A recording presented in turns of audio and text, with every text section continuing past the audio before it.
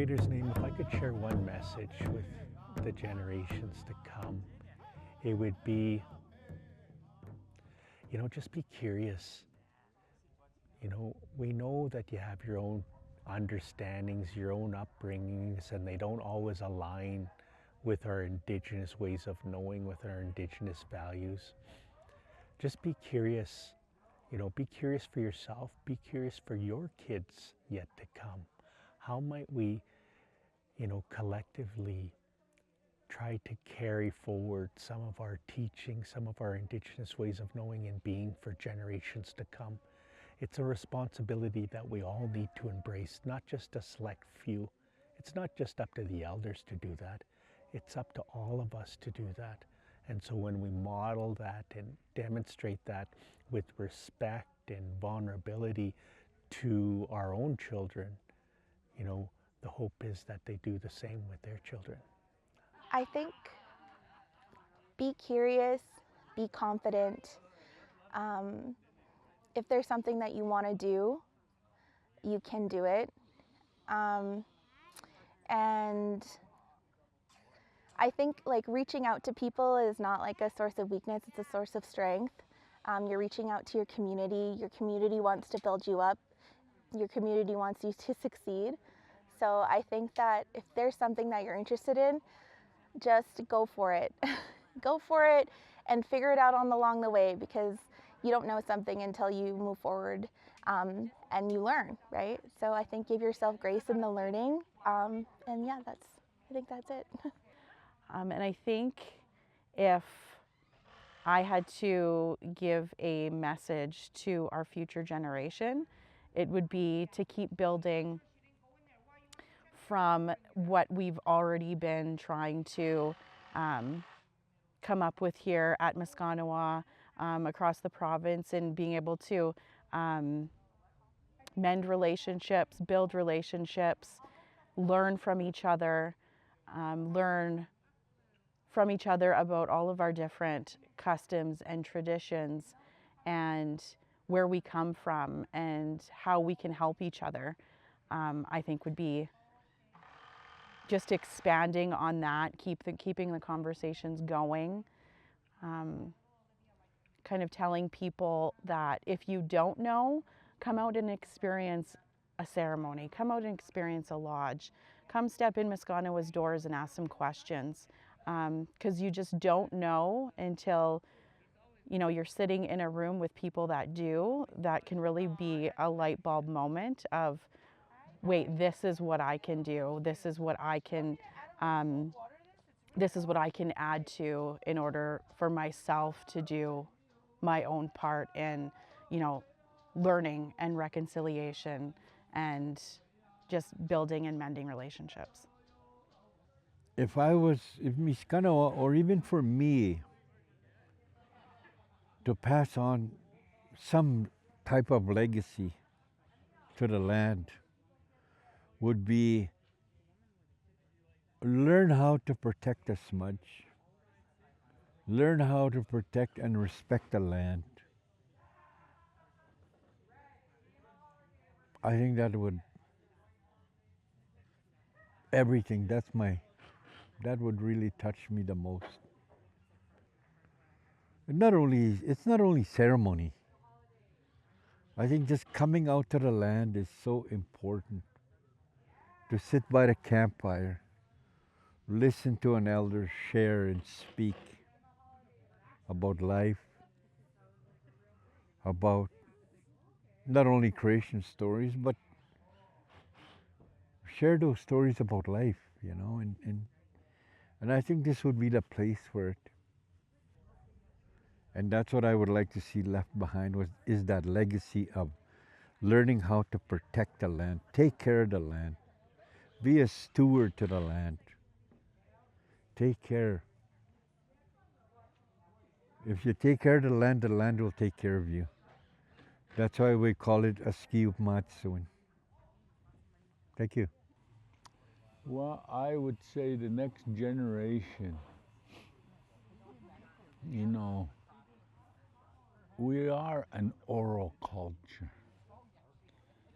And we need to work with the speakers and the knowledge that's left through stories, our sciences, our creation, our governance. Those stories give us the practices that we need to survive. So my message to them is, try and learn your language and group together with the language speakers to develop safe places where you can analyze indigenous narratives as knowledge and take the learning from there. Language, smudge, circle, other indigenous speakers. It's so critical to keep that together. My wish for the young people is to get involved with the camp and get involved with the elders that come to camp because they are the library. You need to communicate with them. Don't be scared of them, but you need to sit and have some good discussion. So that's sort of what I'm hoping. Well, I would like to tell them that to basically do what I'm doing right now and to be interested and to learn and to just sit and just listen and put that effort in so we can make this the new normal. Don't be scared to ask questions. Don't be scared to approach an elder because they're all there and they're willing to share their knowledge and their teachings. Yeah, don't be afraid. Ask those uncomfortable questions if you want to have an answer. Come experience ceremony even if you aren't connected to your culture. Just walk, like you said, walk through the Miskanawa doors and someone will be there to guide you and to help you. My message would be to really get involved with the elders. Look at what Muscan was doing. There's other ways. Go to these ceremonies, sit down with an elder. It's so good to know your language, to speak and understand the culture. And when they make an effort to speak Blackfoot, they make a mistake. I don't laugh at them because they're making a big effort.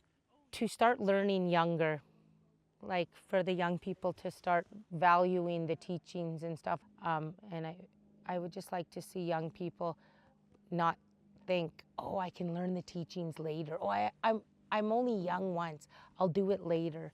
No, I'd like to see the next generation start learning young and paying attention and respecting the teachings and passing it on. Learn the history of the first people that were here in Canada, that were at Turtle Island. Learn the history. This way, because you're learning, it's all about reconciling of what has happened and moving forward by the history. You're learning and you're reconciling. I would say never stop learning. Never stop, especially sitting with the elders. Never stop sitting with the elders because they're not going to be here forever and they have so much wisdom to share with us and they have so much that they want to share with us. So never stop learning and never stop listening, especially to the elders. And so I just encourage them when they see something they're interested in, just go out and do it. Like, have courage, even if it might make you a little nervous, you might not know exactly what to expect. Just be courageous and try it because it might be your favorite thing. Get off the technology, get in a bush, get playing natural. Like we're in a camp today and I'm watching these kids. They're tagging each other, they're running around, they're tickling each other, or play fighting. that was my life, and that's all free. They don't have any TV. They don't need TVs or machines or. That's probably the simplest thing to guide our youth toward an open eye awareness of that there are other things enjoyable. Learn who you are, learn where you come from, take pride in the people that came before you and what they've taught you, and listen. Don't hurt others to heal yourself. And when people do hurt you, it's not their fault. They probably have things going on at home that they just take out on you. Like what Pat says a lot, and that's just like learn to love and learn to forgive, and you have to start by learning how to love yourself and how to forgive yourself.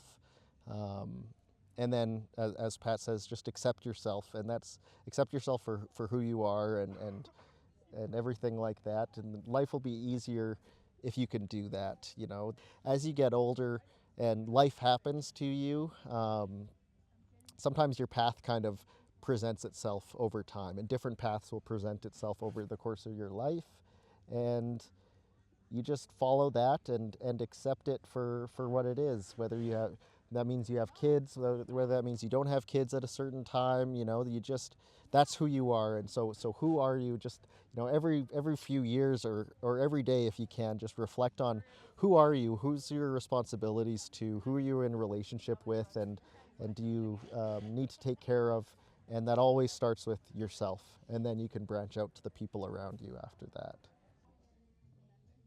Love one another. Yeah, love one another. Our time is short here on the earth. We don't know when we're going to be recalled. Love one another to the best of your ability. Just keep going. Just keep trucking. Just get up and go. Just don't give up. Keep dreaming and dream like big, and don't, once you have one, don't think that limits you from having another, and try everything. We're winning. Through colonization and through the church, they've done so much to wipe us out, and we're still here. So just the fact that you woke up today is a win. And then anything else you do is just, in addition to our existing, proves that they tried to destroy us in so many ways and they didn't succeed. Our elders say it all the time. Everyone is indigenous to somewhere, of course. I don't care if like your grandparents came here on boats or if they were born here and were forced to go somewhere else. Part of you is indigenous. If you look, even not that far back, this country is young as hell. Find where your roots are and try to grow and flourish them. It helps a lot with your sense of self and direction. You'll have something to give your kids. Keep trying. You know, Pat often says in our sweat lodges, you know, this healing sees no color. There's no color in a sweat lodge. We're all one. We're all human beings. We all deserve the healing. We all deserve these teachings. And put your all into it. Don't give up. Don't ever give up. And just follow a good and clean life. And all I have to say is just keep listening to your elders because they know something. You know, they didn't get to where they are because they didn't know what they were doing. Just always be open to learning. You know, there's the easy way and there's the hard way. The easy way is just to give up. Hard way is just to, you know, power through and work hard at something and stay the course. Don't take the easy path. It's just, that would be, and I've tried to live by that, and it's so fulfilling when you take the hard route. I guess, yeah, just to the younger generation, you know, I guess I feel that a little, you know, raising a, you know, young Indigenous girl here is, yeah, just being proud of who you are. I grew up in a small town where you know, racism was a real thing, and it wasn't too hard to, you know, kind of be shameful who I was, because there wasn't anybody like me, you know, where I was from, and you know, I guess I kind of grew apart from it for a little bit, but I'm super happy to be back on, and I'm very blessed to see, you know, my daughter just growing up with it and being proud. So just being proud of where you come from. You guys got this. You guys got it all figured out. Yeah, we have more to learn from you than the other way around.